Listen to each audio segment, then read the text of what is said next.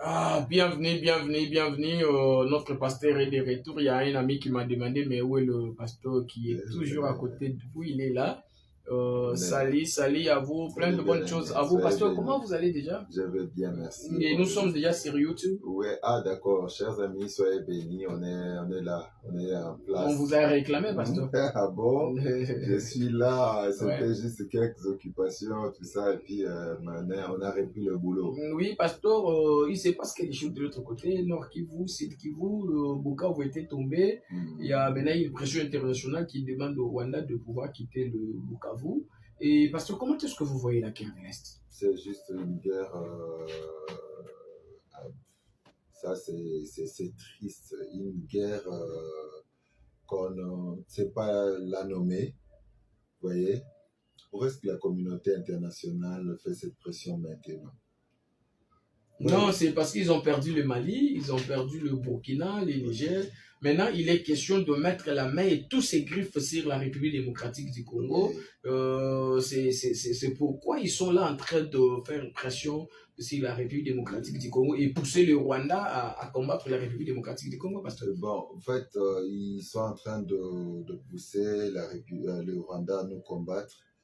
Et la question qu'on doit se poser, c'est que après cette guerre, quel sera notre pays?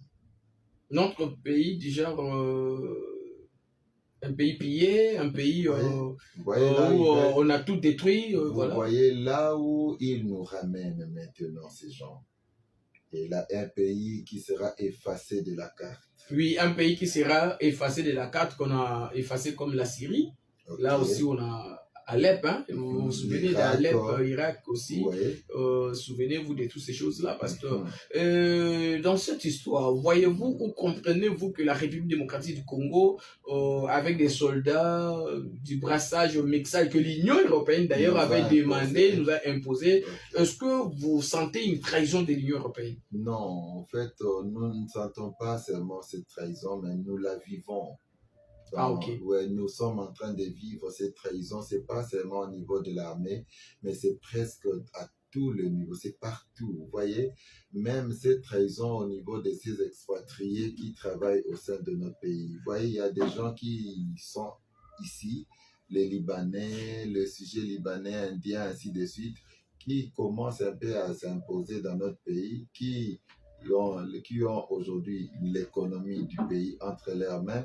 Nous avons les Kenyans qui nous achètent toutes les banques pour avoir le contrôle. Alors qu'ils sont avec les Rwandais, c'est là. Parce que vous vous souvenez d'une émission qu'on avait faite ici où on avait parlé de beaucoup de toutes ces choses-là. Okay. Bon, je reviens il va falloir aussi dire à nos amis que nous sommes des pasteurs. Okay. Nous sommes des voyants, comme les gens le disent. Nous sommes des prévoyants et quand Dieu nous parle, on vient, on fait des émissions. Mais malheureusement, il y a nos frères qui ne comprennent pas qui sont ceux qui sont là. Maintenant, parce qu'il faudrait faire allusion à cette émission-là. Ouais. Maintenant que nos alliés qui aujourd'hui se sont fait passer pour nos ennemis, ouais, ils se sont attachés au Rwanda. Qui contrôle nos banques ici à Kinshasa. Contrôle les banques. Ouais. C'est un problème sérieux. Le transport aérien est entre leurs mains. Ils contrôlent nos tours de contrôle, les patati. Voyez un peu. Donc, les Congolais. Notre système de communication, c'est toujours entre les mains des Européens. Voyez maintenant, la télévision entre leurs mains. Ils nous ont imposé la TNT pour nous ramener à la recolonisation. Là, il faut condamner Lambert Mende, oui. Vous voyez bon, parce que dans tout ça, là, s'il faut aller plus vite. Aujourd'hui, tout ce qu'ils sont en train de faire, c'est juste chercher à nous imposer leurs marionnettes à la tête du pays. Vous voyez? Quelqu'un qui peut ne pas être congolais, mais qui va gérer leurs intérêts ou qui va protéger leurs intérêts dans notre pays. C'est ça d'ailleurs le but du combat. Donc, il est question pour nous maintenant de soutenir l'actuel président de la République parce qu'il a 2 ans, il va partir, de faire la guerre pour que tous ces Rwandais, tous ces étrangers ne puissent pas dominer sur la République et les Congolais. Ce que moi je vais demander à nos frères congolais, c'est de chercher à savoir comment soutenir le président. C'est ça. Ok.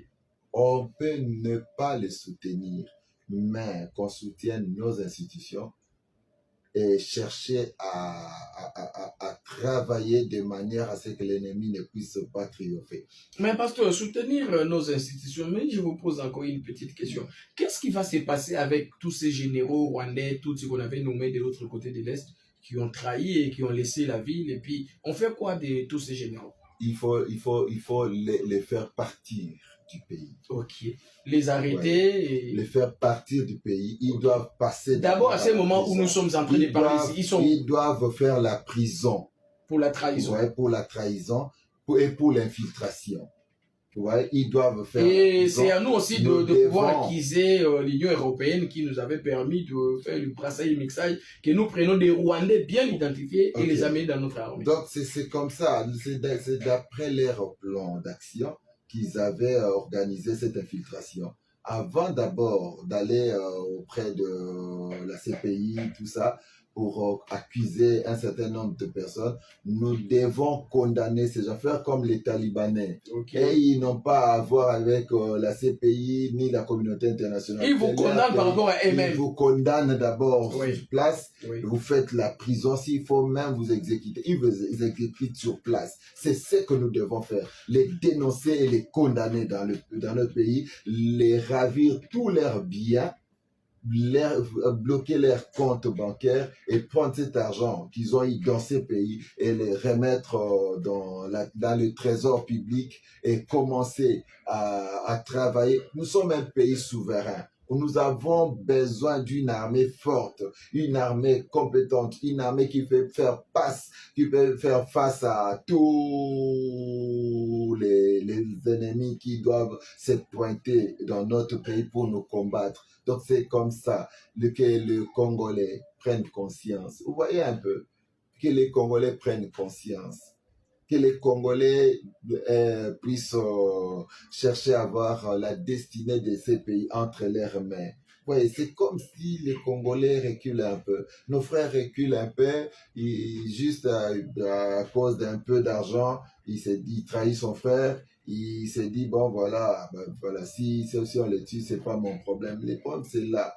Les Congolais ne sont pas comme les autres nations. Hein. Si vous allez, par exemple, en Libye ou en Tunisie, je veux prendre tous ces Arabes-là. Vous voyez, même le président iranien qui a dit, nous sommes prêts à faire la guerre. Même si les États-Unis continuent à soutenir nos voisins, nous allons nous battre. Et voilà, le président a appelé tous ses généraux et il a parlé au devant de... Et nos politiciens qui n'agissent pas, parce que d'ici là, on va couper notre vidéo. Et tous nos politiciens qui n'agissent pas, qui ne parlent pas, qui donnent l'impression de ne pas être dans cette affaire, dans cette histoire, ça ne les concerne pas. Donc, ils ne sont pas pour la population, pour eux que la population continue à souffrir et que la guerre continue. Il y a ce que moi je veux dire à nos frères congolais, de ne pas voter n'importe qui, de ne pas choisir n'importe qui. Pourquoi? Parce qu'il y a ceux qui font la politique juste pour la politique. Puis il y a ceux qui font la politique pour avoir l'argent seulement. C'est comme les Bitakwira et les autres qui, des fois, quand ils sont à la télé, ils disent que moi, je fais la politique pour être chef. Je l'ai déjà suivi une fois à l'émission Pifo. Donc, l'émission de la dame, le léopard, oui. Alors, il était en face de cette dame-là, qui était aussi une fois ministre ou comment. Alors, il lui disait que moi, je suis en train de faire la politique pour devenir chef. Donc, il n'a pas d'ambition, il n'a pas de vision, il n'a pas d'objectif. Il fait la politique juste pour avoir l'argent. Des gens pareils, nous n'avons pas besoin de... Nous voulons des gens qui ont de cahiers de charges bien définis pour leur politique. Ils ont la vision de société, ils ont des projets de société bien établis. Voyez. Et pasteur, pour chercher à chuter, vous savez que nos politiciens n'aiment pas dire aussi, un certain moment. Parce que la plupart de nos politiciens ont des églises, mais puisqu'ils n'aiment pas ces dieux-là, quand ils sont ils ont besoin de la repentance et de la délivrance. Quand ils sont en fonction, ce sont eux qui volent la République. Ils volent, et puis ils sont dans des mafias, oui, ils sont complices, ils trahissent, dans la trahison. et ils sont dans des fétiches aussi, pasteur. Pour revenir à votre question, ouais. Ils ne parlent pas. Les Bitakwira et les autres, ils sont de l'Est. Ouais. Pourquoi est-ce qu'ils ne parlent pas? Il y a les Bati, il y a les Vital Kamere, les Nyarugabo, ouais. Tutsi, tous ces mondes-là qui ne parlent pas, ils attendent à ce que Nanga puisse venir pour qu'ils puissent faire des alliances. Ce sont eux qui vont être des conseillers des ministres, des députés, ainsi de suite, pour commencer à nous imposer leur plan d'action par rapport à leur agenda caché. Mais à ce temps-là, vous allez dire quoi aux Congolais? Que les Congolais soient vigilants, que les Congolais ne cèdent pas à des bêtises. S'il faut dire non, dites non. S'il faut dire oui, dites oui. Mais soyez prudents et ouvrez grandement les yeux parce que nous devons reprendre notre pays entre nos mains. Nous devons travailler pour la destinée de ce pays. Que et il y a un mot à dire pour Mouyaya. Oui, Mouyaya est vraiment mieux placé pour parler du chef de l'État et non pas de la République. Nous avons besoin de bons communicateurs et de bons professionnels ou de grands professionnels des médias pour nous aider à mieux communiquer, non pas la communication du genre Zachary Bababa, tout ça. Hein? Donc ça, c'est rien, ça sont des bêtises. Nous avons besoin de gens qui réfléchissent bien, des gens qui peuvent persuader un bon nombre de personnes. Booster les Congolais, mettre les Congolais ensemble. Ok, c'est comme ça. Parce que quand vous avez parlé de Zachary a toujours un langage de division, diviser les gens. Ici, ce n'est pas un moment de diviser parce que nous, on ne bénéficie pas de quelque chose venant de la présidence ou comment, mais ici, c'est un problème de la nation qu'il faut... Ils sont en train de chercher à flatter les chefs de l'État. C'est pas les moments. Nous n'avons pas besoin de ça pour le moment. Nous avons besoin de gens qui savent bien communiquer et de Congolais responsables et non pas des gens qui viennent nous distraire avec des discours des petits enfants et des bêtises, tout ça. Les gens qui sont là que pour distraire les gens dans leur vie, pour flatter les chefs, tout ça. Donc, besoin de gens, non pas comme des Denis Lessi, tout ça. Chaque fois qu'il parle du chef de l'État pour chercher à gagner la sympathie du chef. Nous n'avons pas besoin de ces gens-là. Nous voulons bien avoir de bons communicateurs, des gens responsables qui peuvent bien parler de la République. C'est comme ça. Voilà, que le Seigneur vous bénisse. Nous comptons vous retrouver peut-être très prochainement, Dieu voulant, avec l'évangéliste, si le Seigneur nous prête vie. Ciao, ciao, et à la prochaine. Que Dieu bénisse la République démocratique du Congo.